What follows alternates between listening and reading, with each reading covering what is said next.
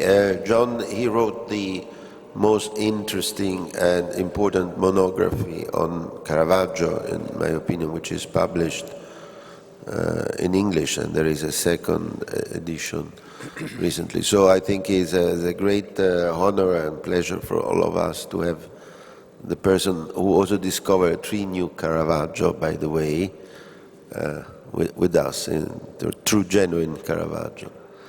And I think you would like to reach the podium, John, right?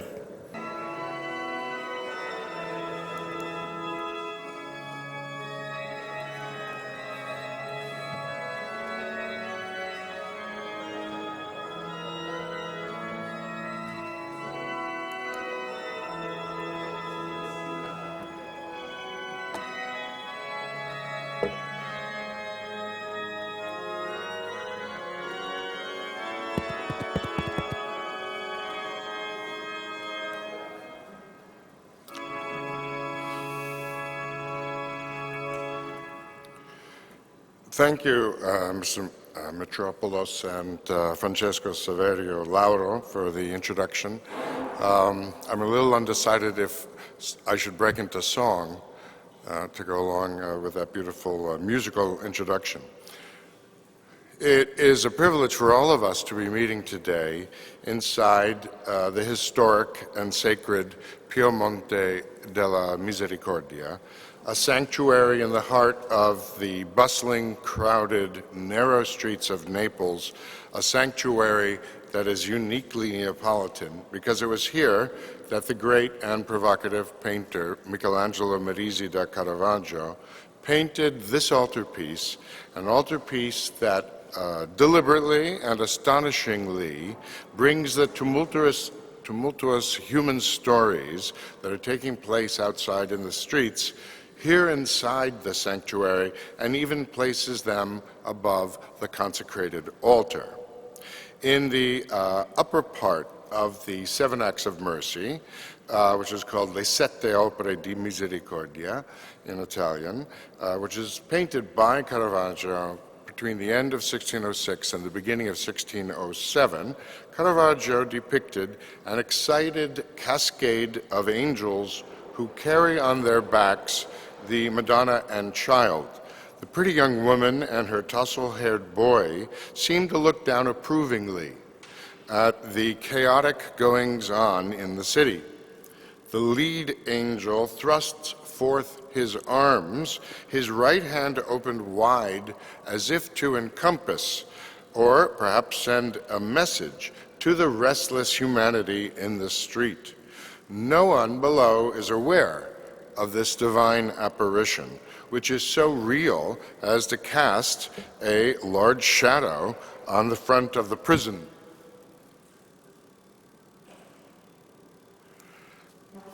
The pious members of the congregation of the Pio Monte della Misericordia had commissioned a painting to commemorate their charitable works out in the world. Their society was new, founded in 1601. By 7 young noblemen who wished to practice charity through the performance of social services analogous to the 7 Acts of Mercy.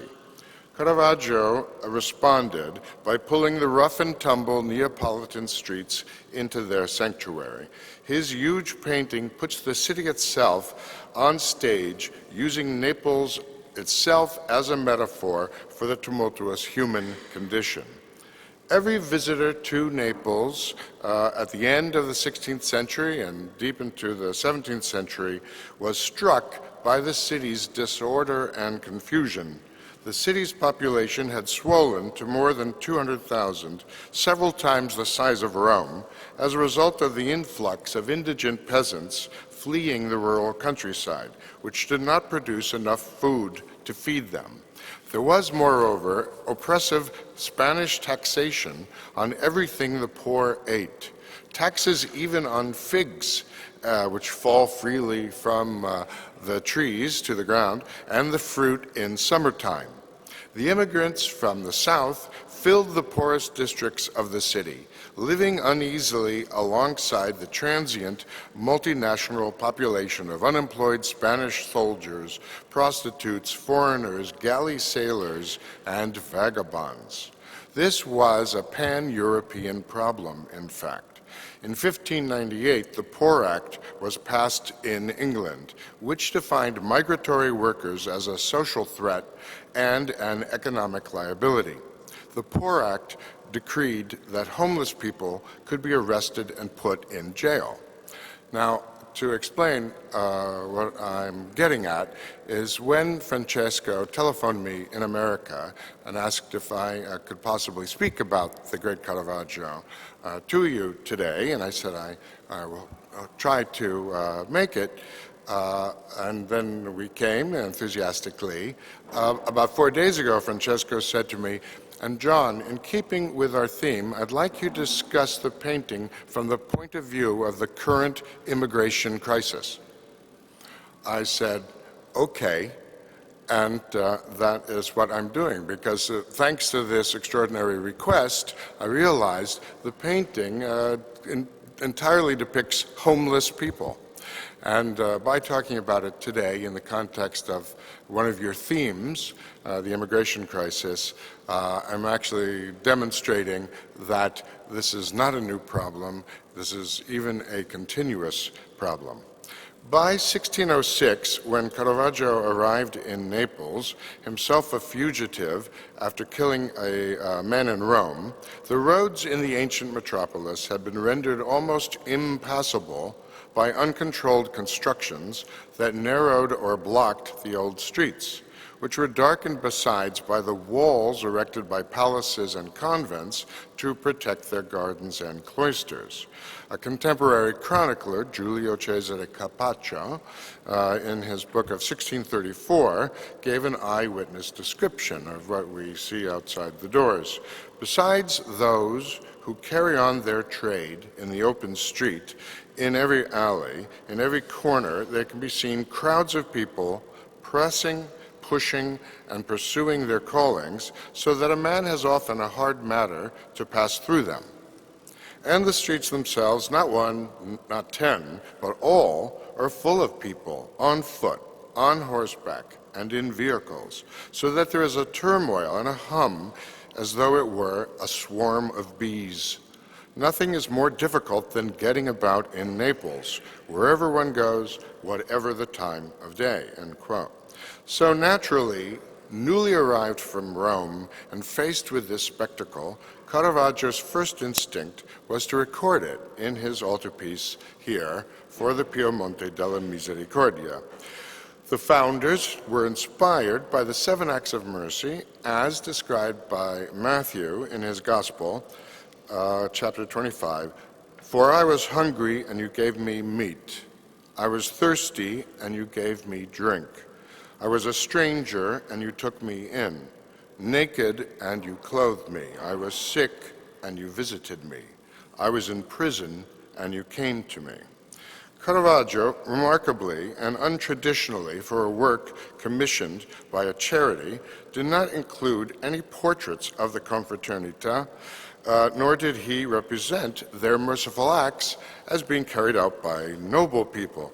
On the contrary, the scene unfolds in a darkened city street with a confusing cast of characters ranging from the sacred to the profane, with a clear emphasis on the profane. We have to observe closely to discern the merciful acts in the midst of this throng. A narrow gap in the middle of the picture divides the composition in two. At the right side, 2 merciful acts of visiting prisoners and giving food to the hungry are personified by a buxom young woman nursing a starving man through the bars of a prison cell. This striking motif recalls the classical story of Caritas Romana, a famous story from classical history in which Pero, a young woman, saves the life of her imprisoned father, Cimon. Half hidden by a corner of the same building, there is the act of burying the dead. A deacon wearing a white cassock and holding aloft a torch sings the funeral office over a corpse being carried out on a stretcher. On the left side of the painting, clothing the naked is symbolized by a nude man sprawled on the ground. A young man dressed like a dandy uses his sword to cut off for him a length of a dark red mantle. This gesture of dividing his cloak and giving it away evokes an event in the life of the medieval Saint Martin of Tours. As the sword blade of the young man passes in front of the shadowed face of a man who kneels on crippled legs and clasps his hands in prayer. This is hard to see, but there's a man kneeling there in the shadows. There's his leg. He is crippled, and he represents, therefore, the sick and tending to the sick, one of the acts of mercy. The two remaining acts are easier to identify. Giving lodging to pilgrims is acted out by a portly innkeeper, who's recognizable as an innkeeper, in fact, from Caravaggio's other paintings of Emmaus, who brusquely points the way for a gaunt pilgrim who resembles Christ.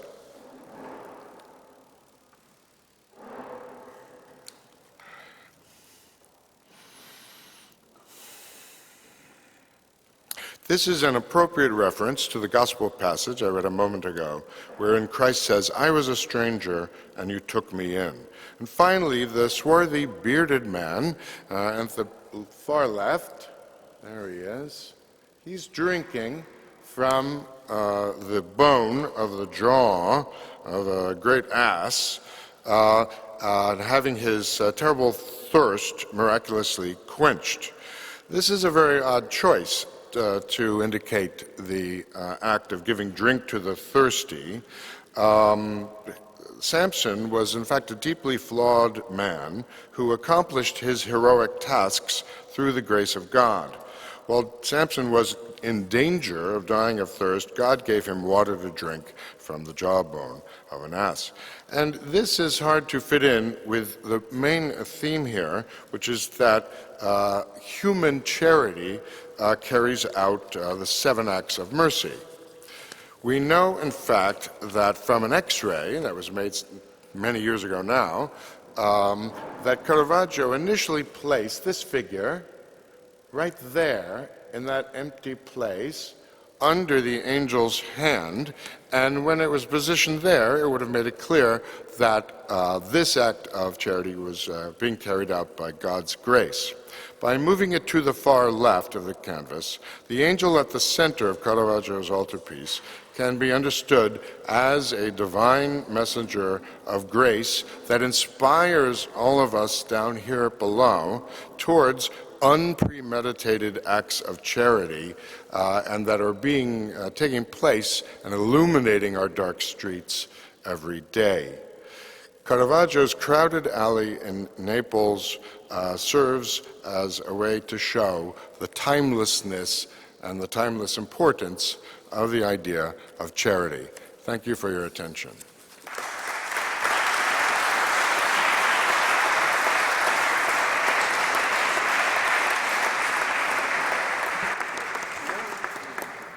Thank you, John. Mrs. Pike is not only the main expert on Caravaggio, but he wrote on some of the main artists of art history, including Masaccio, Frangelico, full monographies, and obviously his Harvard doctorate thesis, Mattia Preti, and Michelangelo and Leonardo da Vinci. And I think he's going to give us a lot of very beautiful books. I think it's very peculiar that he's one of the most knowledgeable person about Italian art was born in New York. But this is, as Timio said, also one of the effects of our interconnected, thank God, very international world.